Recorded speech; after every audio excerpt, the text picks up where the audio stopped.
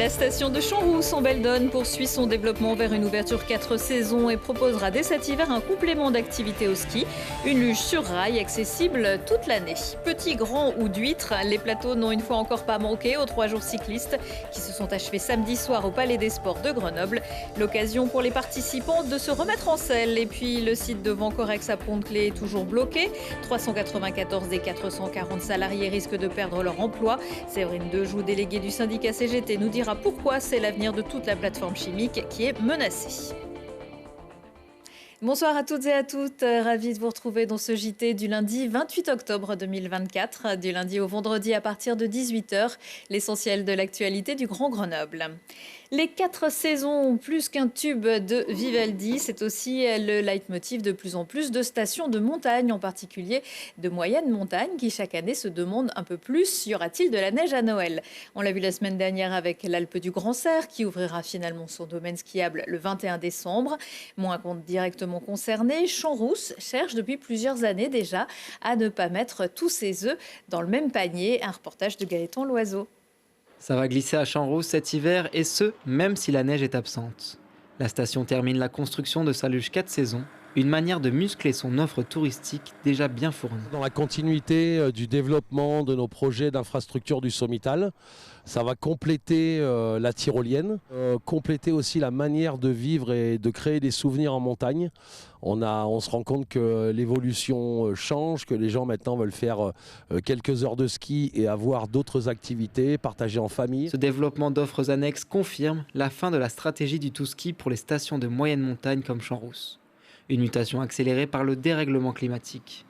L'objectif maintenant est d'attirer un public plus large en toute saison. Si on prend le produit estival, l'été il fait très chaud à Grenoble, donc c'est aussi le moyen de faire monter les clientèles pour profiter de la montagne, pour s'aérer. On dit fuyez la chaleur, prenez de la hauteur. De la hauteur, ils en prendront. Avec une descente de 900 mètres, les clients pourront atteindre la vitesse de 40 km/h.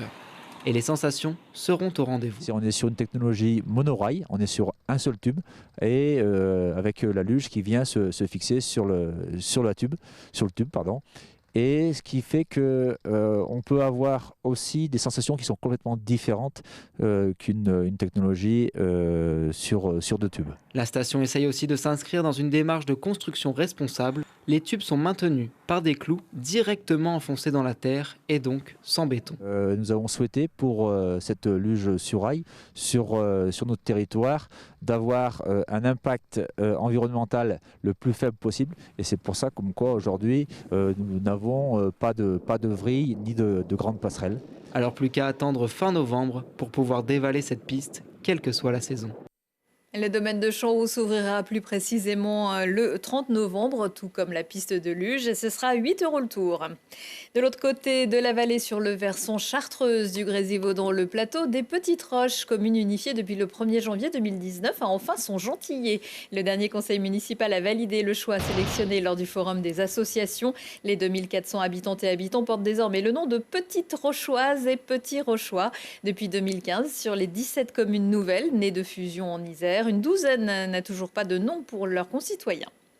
Le concept n'a pas changé ou presque depuis les années 80. Du vélo, des animations et de la gastronomie, seule la durée a changé. Les 6 jours de Grenoble ne sont plus que 3. Mais le Palais des Sports vit toujours une parenthèse enchantée, comme c'était le cas encore jusqu'à samedi soir. Au point de laisser sans voix notre journaliste qui y assistait pour la première fois. Et pourtant, ce n'est pas une mince affaire. Voyez le sujet 3 jours max de Maxime Sonnen. Des vélos, des muscles, des huîtres, des acrobates et des danseuses de French Cancan, la tradition incongrue et unique des 3 jours cyclistes de Grenoble a fait son grand retour pour cette édition 2024. Et comme toujours, les plus grands athlètes isérois étaient fidèles au rendez-vous. De reconnaître de nouveau les 3 jours, ça me fait vraiment plaisir que ce vélodrome a de la vie, que il y a beaucoup de passionnés, de jeunes.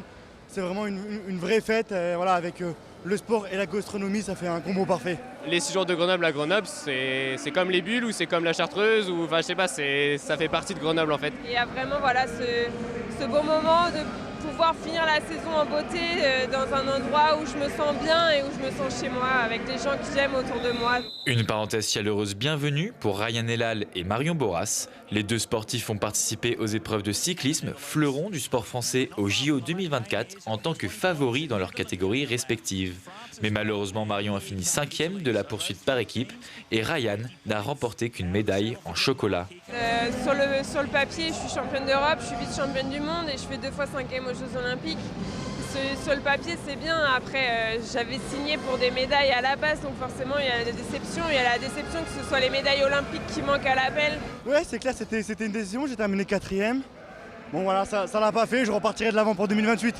Parce qu'on sait que quand on est olympien, qu'on va aux Jeux, on n'y va que pour les médailles. Et en fait, finalement, les médailles, il n'y en a que 3. Tout le monde est dans la forme de sa vie et c'est assez ingrat quand on repart sans parce qu'on a l'impression d'un coup d'un grand vide et d'une préparation qui n'a entre guillemets servi à rien.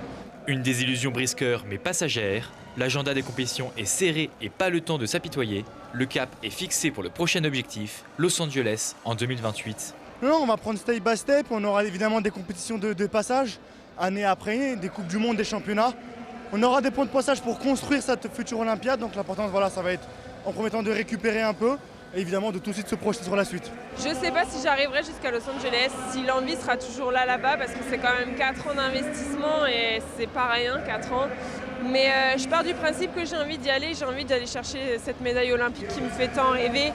Pour le dernier soir des 3 jours cyclistes, Marion s'est imposée à l'Omnium, tandis que Ryan a remporté la vitesse. Un lot de consolation qui croustille pour le plaisir de gagner devant son public chéri à la maison. Et changement de décor pour le Palais des Sports la semaine prochaine avec les rencontres ciné-montagne. Ça va aussi croustiller à partir du 5 novembre. L'image du week-end en sport, c'est aussi le double exploit du rugbyman de Grenoble, Georgi Pertaya, chez le leader de Pro D2 Montauban pour sa première titularisation avec le FCG. Il a marqué un essai de la tête, d'où le 100, et réalisé sous les huées des sudistes un joli saut périlleux. Pas mal pour le pilier géorgien d'1,83 m et 120 kg quand même. Le FCG s'est tout de même incliné 30-25, mais avec le bonus. Retrouvez les autres résultats dans le Sport Express après ce JT. Lucille Dailly qui reviendra aussi sur la large victoire des Brûleurs de Loup 8-1 à Nice, avant la réception de Briançon mardi soir à Pôle Sud, et la défaite du GF38 qui s'est incliné 2-1 chez le leader, le Paris FC, avant de recevoir mardi Annecy. Plus qu'un match, c'est un bras de fer qui a débuté il y a quelques semaines entre Vancorex, plus encore entre les éventuels repreneurs et ses salariés. Début septembre, l'entreprise de chimie basée à Pont-de-Claix a été placée en redressement judiciaire. Faute de repreneurs dans le délai imparti, il a été rallongé de quelques jours et finalement, un seul repreneur s'est manifesté, une filiale d'un groupe chinois qui propose de ne reprendre qu'un seul atelier et encore une vingtaine de personnes sur un total de 440. C'était il y a une semaine. Depuis, les salariés sont en grève et bloquent le site. Vous êtes également soutenu par les collectivités locales. On va reprendre ces éléments, essayer d'approfondir un peu tout ça avec vous. Séverine Dejoux, bonsoir. Bonsoir. Vous êtes technicienne chimiste chez Vancorex, déléguée syndicale CGT, élue du comité social et économique. Une petite explication, si vous le voulez bien. Tout d'abord, qu'est-ce qu'on fabrique chez Vancorex ? Alors, Vancorex, c'est une entreprise de chimie qui fabrique des isocyanates. Ce sont des spécialités qui permettent, qui entrent dans la composition de peintures et de revêtements. Voilà. Des peintures qui sont utilisées notamment dans l'automobile ? Voilà, l'automobile, l'aéronautique, voilà. Et depuis plus de 40 ans, 50 ? Oui, tout à fait. Oui. C'est la plateforme chimique du Pont-de-Claix, c'est une plateforme qui a plus de 100 ans. Et on fabrique des isocyanates depuis bien plus de 40 ans. Oui. Et des gens qui travaillent là depuis des années, des familles pour la plupart ? Oui, tout à fait. On a beaucoup de personnes qui ont fait toute leur carrière en fait sur la plateforme. Donc voilà, ça les touche beaucoup. Vancorex est actuellement détenu par une entreprise thaïlandaise et c'est l'un de ses principaux concurrents qui propose donc de racheter très partiellement cette entreprise à des conditions suspensives que vous jugez assez délirantes en fait. Oui, tout à fait. Là, on est racheté donc par notre principal concurrent, celui qui a fait en sorte de nous couler ces dernières années en pratiquant des prix à défier toute concurrence. Et là, aujourd'hui, l'offre qui est faite, elle est extrêmement partielle puisqu'elle ne concerne qu'un seul atelier. Et donc, la proposition de reprendre cet atelier avec uniquement 25 personnes, alors qu'aujourd'hui, cet atelier tourne avec 46 personnes. Donc, c'est absolument impossible. Et puis, il faut savoir que la plateforme, l'entreprise, elle ne fonctionne qu'avec la plateforme dans son intégralité, avec une logistique et tout ça. Et donc, avec 25 personnes, ça ne peut pas marcher. Ça ne serait pas viable. Vous êtes donc en grève. Tout le monde s'est rapidement mobilisé pour voter la grève et rien ne rentre, rien ne sort.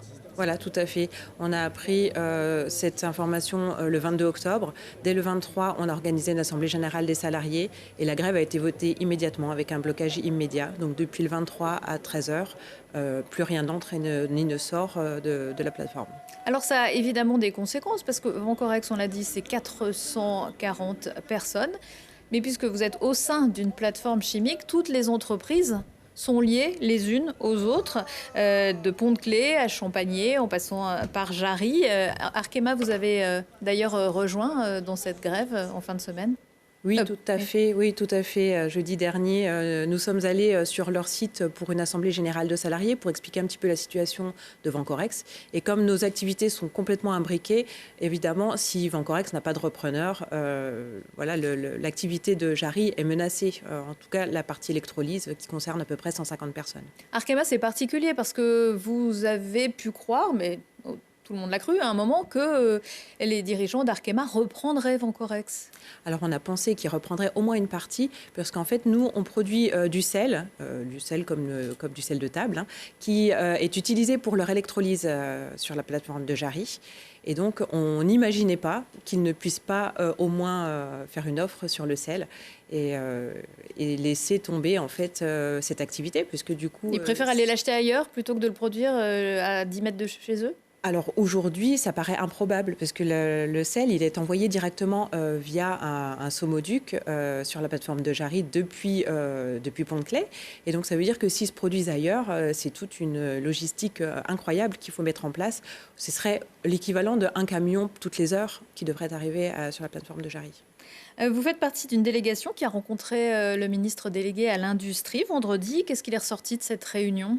Très peu de choses. On a été assez déçus de cette rencontre.